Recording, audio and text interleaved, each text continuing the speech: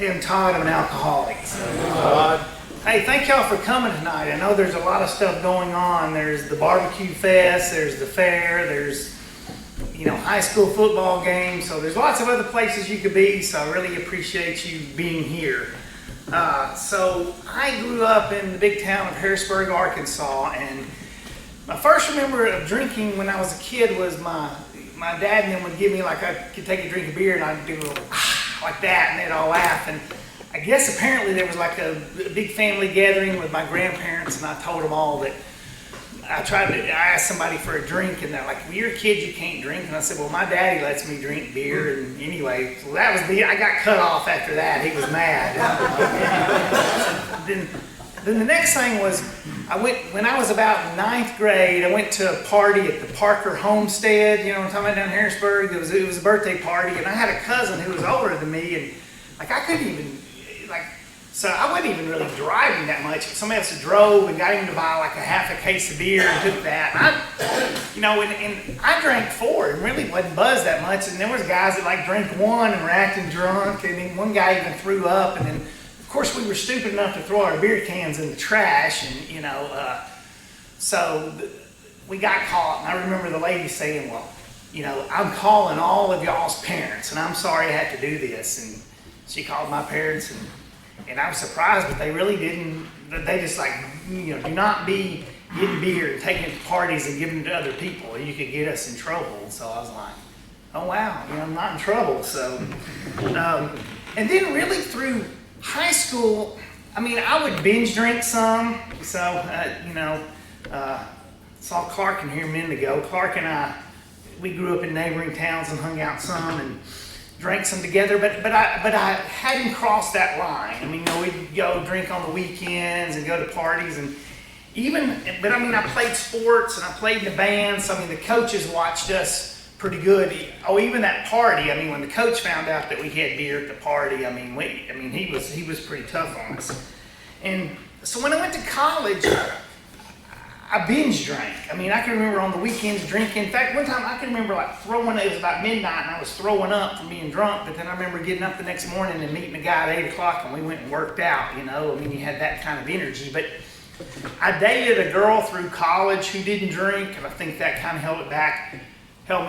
I was in a band and I was doing stuff. So here again, it was, you do it on Thursday nights and Friday nights and Saturday night, but I still hadn't crossed the line. Then I went to medical school, and I was too busy to drink.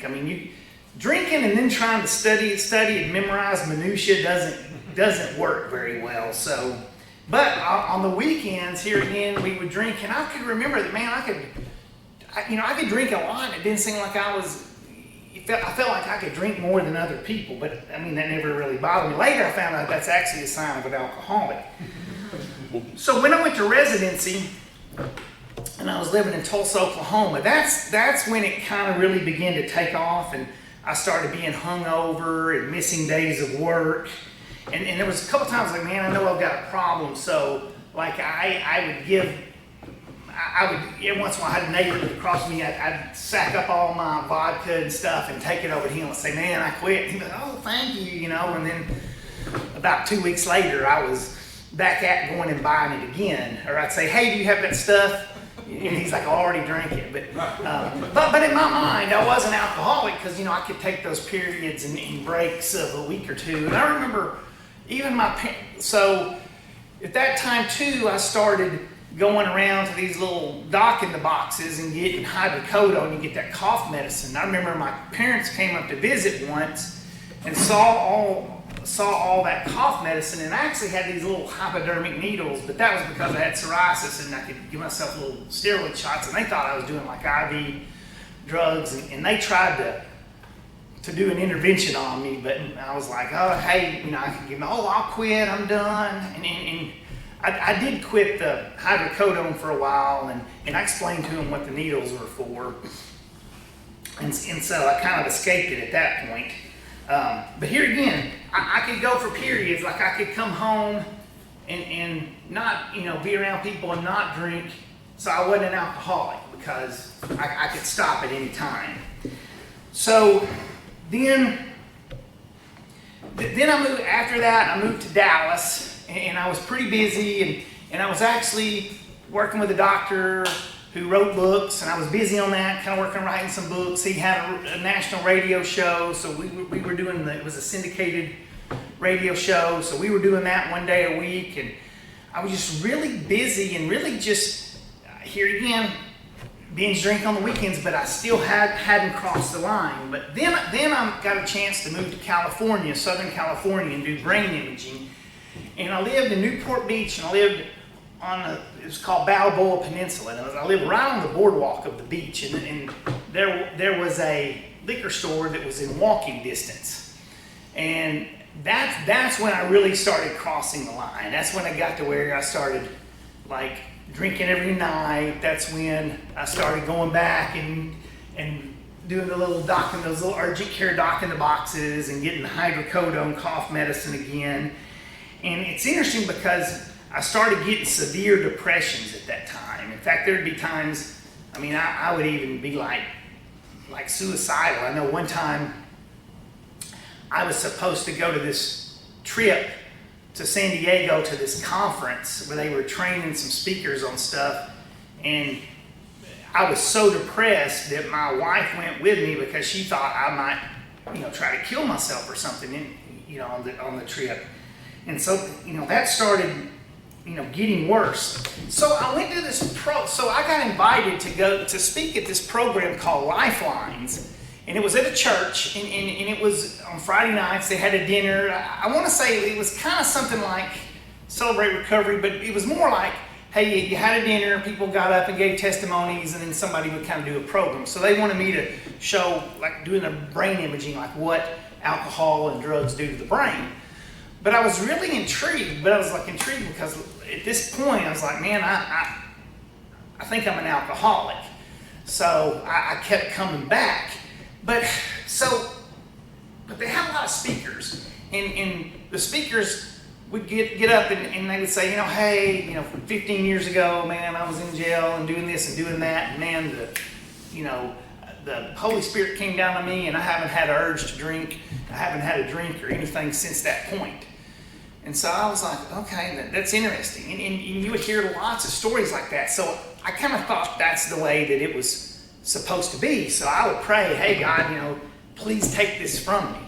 But now I didn't change any of my behavior. I was still walking over to the liquor store every night and still hanging out with my neighbors down below who were single guys who drank all the time and stuff like that. And in fact, even one time the actor John Larroquette came, from Night Court. He came to the deal, and he said that, he got to doing cocaine and drinking real bad, and that one time he woke up and he was on the beach, and he basically had been there for a day or two. He didn't have a billfold, didn't have a cent to his name, and he's like, what am I doing? I'm a famous actor, and it's like I'm sitting here homeless on the beach. And this is back in the days of payphone, and he borrowed some money from somebody, called his drug dealer, had his drug dealer come pick him up and said, hey man, I'm done. But he said, I had that moment of clarity. And he said, I've never drank or had another drug since then. And he even said he didn't believe in God. And so I'm like, now this is crazy. This guy, but he goes, I don't believe in God. I don't know if there's a God or not, but if there is, I believe he took that away from me. And I'm like, okay, I believe in God. This guy doesn't even believe in God, but yet he takes it away from him. So I kind of convinced myself, well, God must want me to drink because he's not taking it away from me. So I kept on drinking. So then it was like, I've got to get out of California. So that was it. If I move, and I had the opportunity to go to Frisco, Texas, and open a clinic in Plano with another couple that I had worked with before the first time I was in Dallas. So I thought, if I move, that's it. I'm going to leave the addiction here in California. Well, it followed me to Texas. And it got even worse. In fact, it's kind of interesting that I'm speaking on a Friday night, because Friday nights were the worst for me. That was when I got, to me it was like Friday, like you had made it through the week. Hey man, that was your reward on Friday night, man. And I would have all these plans on Saturday that I was going to do, all this stuff, man. I'd be so hungover. I can remember that I'd just sit in a chair and just watch TV and just feel terrible and not get anything done. But what happened then was I started taking pills on top of the alcohol. So before, when I worked in California, I worked with several doctors and they gave samples and you kind of had to check out so that you had to write them and check them out so they knew what you took. Where at this place, hey, there was a lot of therapists, but I was the only doctor. So, and this was the time when there was like what they call a sleep drug war. So it was like you had Ambien that was out, Ambien CR just came out, Lunesta just came out. They had all these different sleep meds. And man, they were bringing samples by the boxes. Maybe you need some samples. Like, oh yeah, my patients love them. I need all of them. And so I was, and I know you think, oh, Ambien can't do anything to you, but man, you take some Ambiens and alcohol, it can mess you up. And the worst thing is you don't even remember the next day what you did, or I'm lucky there wasn't texting back then. You had to email, and that was more work. But I still sent lots of crazy emails. So, and I can even remember one point that. So I got to a deal where they said, hey, Good Morning Texas wants to interview you about the brain imaging that we're doing. So I got so drunk the night before and I was so hungover that I was just like nauseated and I could hardly just even hold my head up. And it's interesting because I don't know that I've even admitted this to anybody. So back when I was in college I had sometimes where I would get like really dizzy and inner ear stuff. So they said at one time, well, you might have Meniere's, but then later they said, that's not what it is. But hey, I took that and ran with it. So I would say, oh, well, my Meniere's is acting up, that's why I'm dizzy and I'm nauseated and all that. But I can remember being on that Good Morning Texas and I just had to go sit in the green room and they're like, hey, we'll call you when we're ready. And, I was, my Meniere's acting it bad. So I went in there and I was able to, come alive and do about the 3-minute segment. And anyway, so it just got worse and worse. So so what happened was I was getting samples, I was getting prescriptions, and then I started basically writing friends prescriptions of controlled substances and having them give them to me. Or like what I might do is I might say, well, okay, hey, I'm gonna write you a prescription for like, Vyvanse and Ambien, and I want you to give me the Ambien. And so they would do that. So there was a news anchor that was friends with my business partner. And we had hired her and she had done some videos for us for our clinic. And she had kind of made me like the go-to guy, like, hey, like, if there was a story, like, hey, Michael Jackson just did this, and so you'd so they'd interview me, hey, what do you think about, Michael Jackson? Or just, if anything was going on psychiatrically, they would kind of be like, hey, we talked to Dr. Todd Clemens today, psychiatrist, and they interviewed me, and I'd say, so we kind of became friends, and she came to me and said, hey, basically, I've got to, lose some weight because, I may get fired if I don't, and so I was writing her Vyvanse, and then of course she was giving me Ambien. Well, fast forward, things got really bad between the business partners and I, and then we all had a split, and I said I was leaving, and they knew about this, and so anyway, they basically turned me into the DA, and and I didn't know about it. I went on my own and was kind of doing my own thing. Had left that place, and then one day, it's August 1st, 2012. I come home, and my neighbor says to me, "Hey, I'm not trying to get in your business, but there were 2 sheriff's deputies here today, and they were looking for you." And she said, they were asking me where you work, and I told them I didn't know. And I said, well, what do you want? And they said, well, we've got a warrant for his arrest. So you tell him we're going to find him. So I was like, okay. So I called this guy so this is how my thinking was so messed up. So when I left with the business partners, when I left and went to my own place, I had this patient who was an attorney, and he's like, he's like, so I told him what happened. He goes, is there going to be litigation? And I said, probably. And I said, do you know any good attorneys? And he said, well, I'm a good attorney. I said, okay, well, you're going to be my attorney, so wasn't thinking very straight. So I called him and told him what happened. And he said, well, that's kind of weird because, you would know if there's normally a warrant out for you. He said, it's just kind of weird that you hadn't heard anything. And I'm like, no. So anyway, well, don't worry about it. Let me check into it and I'll call you tomorrow.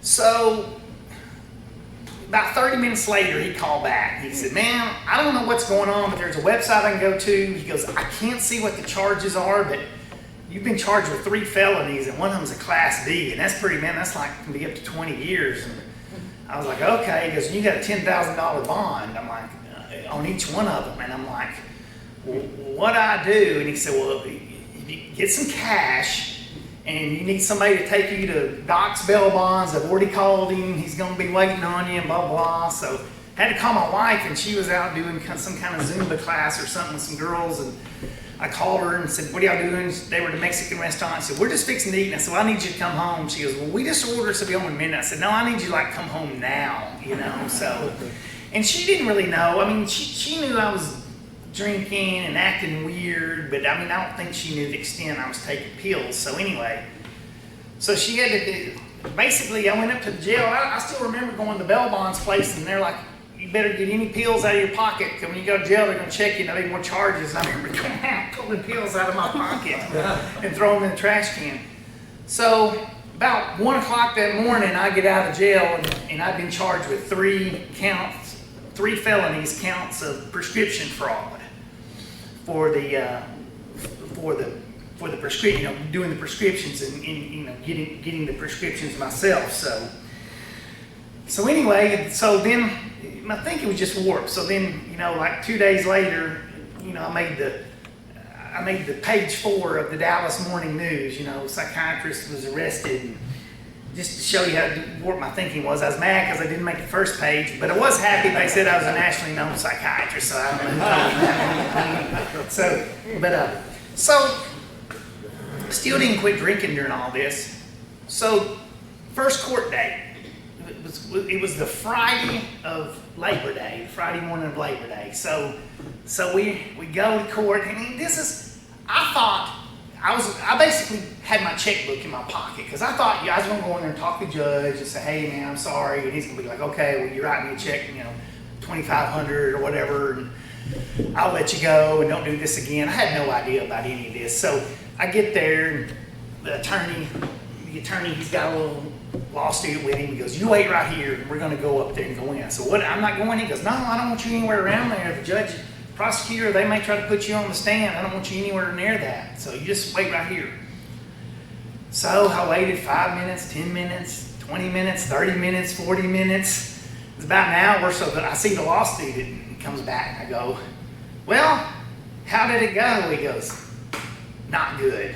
He goes, it went terrible. And I'm like, well, like what happened? He goes, well, I'm gonna let Kelly tell you. So I was like, okay. So Kelly comes out and he's like, I said, what happened? He goes, well, there's a new prosecutor, man, and she's not making any deals. She said 18 years, no deals, and she's got other stuff on you too. So he goes, we'll figure this out. But he goes, one good thing, because I moved out and the business partners, they had kept my medical records and wouldn't let me have it. He goes, well, one good thing, the judge said I could get your medical records, so I'm going to go over there and get those today. He goes, you just go home, have a good weekend, don't worry about it. And I'm like, have a good weekend. So I remember I remember going home and sitting there. It was real hot. I was sitting out I lived in like a townhomes, kind of backyard there, a little bitty backyard. And I was like, how in the world did I get myself into this? How's it got to this? What am I going to do? At that point, I realized you can't write a check and get out of this. You're like, you're in big trouble, But I was still drinking, still went and fixed a drink. And so then the attorney goes to get my medical records, and the business partners, their son, were there. Somehow they end up getting in a fist fight, and my attorney gets arrested. So at this point, I'm like, my wife is like, you got to get a new attorney. This attorney's, you got to find somebody new. And I'm like, yeah, he's in over his head. So I remember going to church. I went to Sunday school, and they were talking about, I remember the speaker was talking about Paul, and you had the thorn in his side. He kept asking God to take it away from him, and God kept saying, well, hey, my grace is sufficient for you. And he said, that's all we need is God's grace. You don't have to have God's grace in a good job. You don't have to have God's grace in a good house. You don't have to have God's grace in a wife or a husband. You don't have to, he said this, you don't have to have God's grace in a professional license. He named several things. He goes, God's grace will sustain you. Sometimes you just got to ask him for grace. So I was like, wow. So that was like a moment of clarity. And then there was this guy there in the Sunday school, and I got to talk to him, and he said, hey, are you doing okay? He said, I'm an attorney, and I used to work with the prosecutor's office. And he goes, and I know kind of what happened to you, and know about your attorney, getting arrested and all that. And anyway, I said, well, do you do criminal law? And he's like, yeah. I said, you wouldn't be willing to take my case? And he goes, yeah, I'll take your case. He goes, I've worked with those prosecutors there, because I told him what they wanted. And he goes, oh, no. He goes, we'll get it better than that. So this guy knew what he was doing, and he got it to where, so he called me, and this was about late October, and he said, okay, here's their deal. They're going to give you probation, and you got to go, you're on the substance abuse track, you got to go to treatment. But the caveat is you've got to permanently surrender all your medical licenses. So at the time I had one in I had a retired one in California, but I had one in Texas and Arkansas. And I was like, man, I just don't know if I can do that. And he goes, I'm telling you, if you go to trial, you're guilty as you can be, you're going to do time. So you better take this deal. So I had to call my dad up and said, hey, you don't need a farmhand on the farm, do you? He's like, yeah, come back, we'll figure it out. You can work on the farm. So I said, okay, I'll take that deal. And then I was talking to him, and so I thought, well, that's not bad. They're going to be drug testing me, but you can still drink alcohol. And then I was meeting with him on it, and he said something about the drug testing. He goes, now they're serious, around here. If you can go out and have a drink of alcohol. I said, I can't drink alcohol? And it's like, no. I said, I thought it was just drug testing. He said, no, they're testing you for alcohol and everything. And like then I was like, oh crap. What am I going to do? I could give up the pills. I'd already given up the pills, but man, alcohol, what am I going to do? And he's like, yeah, so we've got court, and they're probably going to drug test you right after court, so I don't know what you're doing, but, you better clean up. So I think that was like Halloween day. So that night I went out to a Halloween party, drank like 2 bottles of wine. That's what I had left, and some vodka.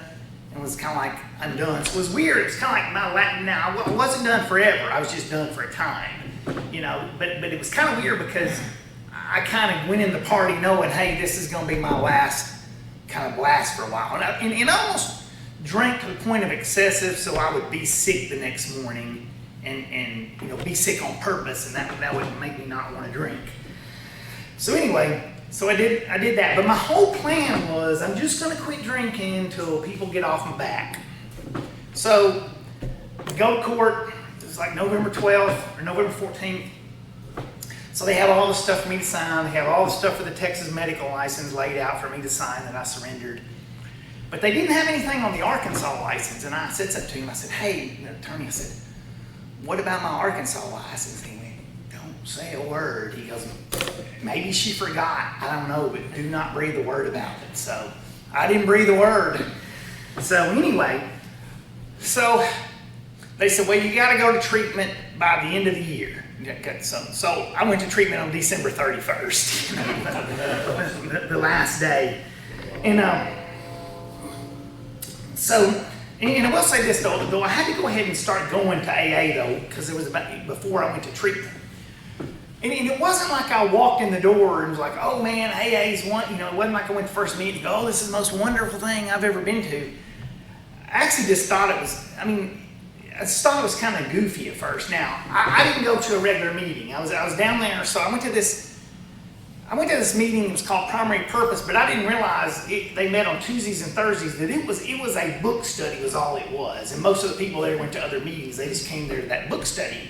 And y'all probably heard me tell this before, so they had this like big study guide that they had made from the big book, and it would be out on the tables. There would be like about 200 people at this meeting, and they would have a microphone they'd pass around, and you would read a paragraph, one paragraph, out of the big book, and it would ask a question with that, and then you would answer the question, and then if anybody had anything they want to say, discussion. Dude, it was like a 5th grade level. Like the paragraph I read, it talked about, is the very first of the book, where it talked about, that Bill W. loved golf and played golf and blah, blah, blah. And the question was, well, what was Bill W.'s favorite sport? I was like, pinochle, and I remember thinking, this is just goofy. How does this keep anybody sober, And I remember they said, oh, you need to go up there and get a white chip. And they're like, well, what's the white chip? And they're like, that means you want to stop drinking. I remember thinking, well, I'll go up and do it, but I don't really want to stop drinking. I'm being made to stop drinking, So, it's interesting, because that's one of the biggest failures that I had was, most everybody in here, y'all were able to quit on your own. At some point you said, that's enough. I never was able to quit till I was finally told you had to quit, till the judge said, that's it. If you test positive on any drug screens or whatever, then we're going to consider your probation revoked. And I still remember when we were up there standing before the judge, it was like me and my attorney and the prosecuting attorney, and she kept referring to me as Mr. Clements, and I didn't care, but my attorney was like, no, he's Dr. Clements. And anyway, she'd be like, well, he's not a doctor anymore. And he'd be like, yes, he is. He went to medical school, so he's a doctor. He might not have a license, but he's a doctor. And she'd keep on to go, well, Mr. Clements, he'd stop and say, I told you it's Dr. Clements. And she said, well, he's never going to be seeing a patient again, I can guarantee you that. And then she'd keep on saying Mr. Clements, and finally he'd go to the court reporter, strike that, it's Dr. Clements. And they just, how lawyers like to argue and did all that. But I remember at that time thinking, whoa, man, I've really gotten myself into it, And I remember I went home and told my wife what happened. I said, man, I'm done, And my wife said, hey, if God wants you to be a doctor, you'll be a doctor. That lady won't stop you. And she said, have you not read where he, closes a door, he opens a window? Do you not believe that? And I was like, well, I just don't know. I don't know. So anyway, make a long story hopefully less long. I kept going to AA, finally started going to some different, like regular discussion meetings. Now the meetings you went to in Dallas were big. Sometimes there'd be 100, 200 people. One of the things I so much appreciate about the meetings here is, we go around and everybody gets the chance to talk. You get, even like last night we ran a few minutes late, but it makes sure everybody, you have the opportunity to say something. Those big meetings, a lot of times, it's just a few people that talk on the meeting. Some meetings, they even do it where, hey, I might talk and then I call on somebody, then you call on somebody. So you might go for 3 years and never get called on, and you might have something really good to say and then not get to say it because you get called on. So I really do. That's one of the things I love about this meeting. So anyway, I ended up going to treatment. Went on December 31st, and I went to Sante Center for Recovery. It's around Denton, Texas. Lots of stuff I learned there. I learned there that, I was never going to be able to, and I stayed there 4 months, I was never going to be able to go back and drink safely again. Because in my mind, I don't know why, I just thought, okay, this will be good, I'll get cleaned up for a while, I'll sign this stuff, do these drug tests, and as soon as everybody's off my back, I'll be back to what I was doing. But in my mind, it was like, this is going to be good because this will kind of reset my brain, and then I'll be able to drink safely. But when you look at it, they say, well, you never have been able to. So what's gonna, how is staying sober all of a sudden gonna, you've never been able to really, but I was like, well, at one time though, I could when I was in high school and college. And I think y'all heard me talk about this before. That's when they talked about that study by the guy named Cloninger. And he divided alcoholics into two groups. He had type 1 and type 2. And he said that the type 2, they're the people that, hey man, I start drinking, and I take my first drink at 14 or 15, and man, I'm totally drunk, and then I can't ever control it. I'm totally drunk, I'm out getting arrested, I'm in trouble. They said those people can never drink. But then you have some people, they start out, they're drinking, and it may take them 5 years, 10 years, 20 years, but eventually they cross that line into alcoholism, but they didn't for a long time. So his theory was you could probably teach them to go back and drink regularly. And so they did studies on this. This was back in like the 80s and stuff. And at the end of the study, he said, well, basically what I found out from this is it really doesn't matter if it was 5, 10, 20 years. Once you cross that line, there's really not going back. Something in your brain, you're an alcoholic. And I was like, that just bursted my bubble. And then the other thing that really hit me a lot was they talked about, it's near the front of the big book, but the story about the guy who, 25, was drinking, pretty successful. And he said, man, I'm not going to keep this up, so I'm going to quit drinking. He quit for 30 years, and then when he turned 55, he said, man, I'm good, I'm going to retire, and have a good time. And he went right back where he was before, and he was dead by 59.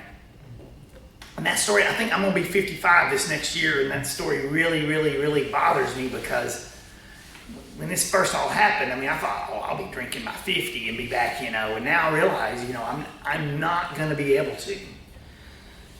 And then they had a guy named Father Leo. His name's Father Leo Booth, and he's pretty, I guess, famous, and he's probably pretty old by now, but he's pretty famous in the recovery world. He travels around and talks. He's written lots of books, and he'll just call the treatment center and say, hey, I'm going to be in your area in 2 weeks, and all the treatment centers, oh yeah, how long can you stay, Father Leo? And he'd be like, I can stay 2 days. And so he came to our place for 3 days, and then basically they just turned everything over to him. Say, hey, Father Leo's, got the floor for the next 3 days. And he would do the groups, and he would talk, and then he would meet with everybody one-on-one. But man, the guy was so full of wisdom. I learned a lot of stuff. And one thing he talked about was your prayers have got to have feet. He'd say, hey, don't be praying for a job unless you're filling out a job application, And he said, alcoholics and drug addicts are the worst. I'm praying for this stuff, but then I don't change what I'm doing,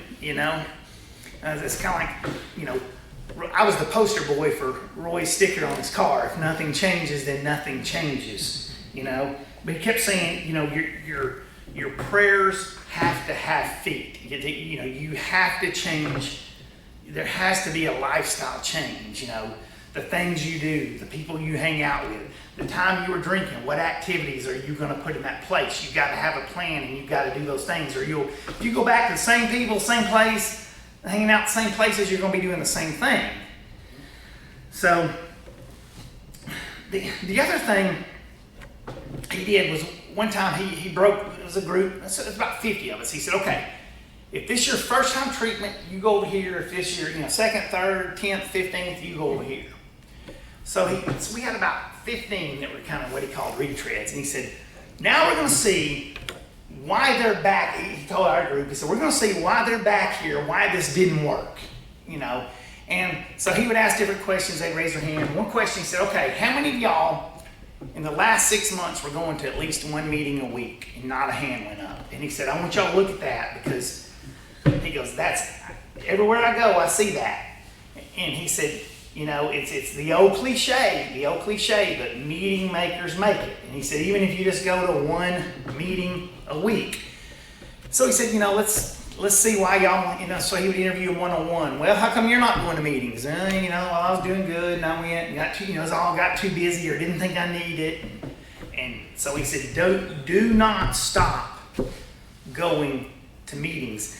And somebody was like, well, first I was learning stuff in meetings, and this got to where I didn't learn anything anymore. And he said, you know what? That's fine, but you're there so other people can learn off you. And he goes, and that's what keeps you sober. And that's one of the things I think too, like I said about this meeting, where everybody gets a chance to talk.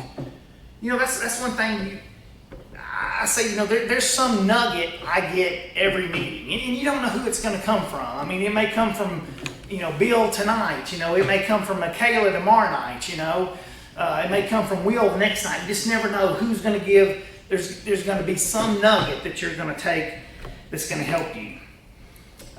So anyway, that was very important. And then, one of the things I think about AA, I think in the end, don't get me, working the steps is very, very important. And service is very, very important. But in the end, it's the relationships you make. It's the relationships and the friendships that keep you coming and keep you want to be, and keep you wanting to be clean, wanting to stay clean and stay a part of the group. So when I came back to Jonesboro, so I met with the medical board in Arkansas, and they basically just said, well, we're suspending you, and we want you to go to the medical foundation, do what they say for the next year, and then don't come back. So anyway, you do that. So I was going to meetings, doing that. I had to do community service work. I was doing stuff with Out of the Dark. So one story I gotta tell. So this guy comes up to me when I was at Out of the Dark speaking at a thing, and he said, hey, at the newspaper, Jonesboro Sun, we're doing a story on people in recovery and stuff like that. Would you be willing to talk to us? And I said, yeah. So I told him my story, and he said, well, I'll let you know when it runs. And I totally forgot about it. It's about 3 months later, my mom calls one morning. She goes, have you read the Jonesboro Sun? I was like, no. She goes, oh, you don't need to look. I said, why? She goes, you're on the first page. I said, what's it about? She goes, somebody found out you had an addiction. She goes, how do you think they found out? And I said, oh, I told them. I said, hey, the guy interviewed me. She goes, you told them? And I was like, yeah. And anyway, she goes, oh, that's not good. Well, I found out later that she had been telling people, all of a sudden I showed back up in town, was working on the farm with my dad and brother from Dallas, and so she'd been telling people that, my dad and brother needed some help on the farm, and that's why I was back. So now she was kind of busted on that deal too, But to me, it's stuff like that that keeps you more accountable. It keeps you accountable on that. So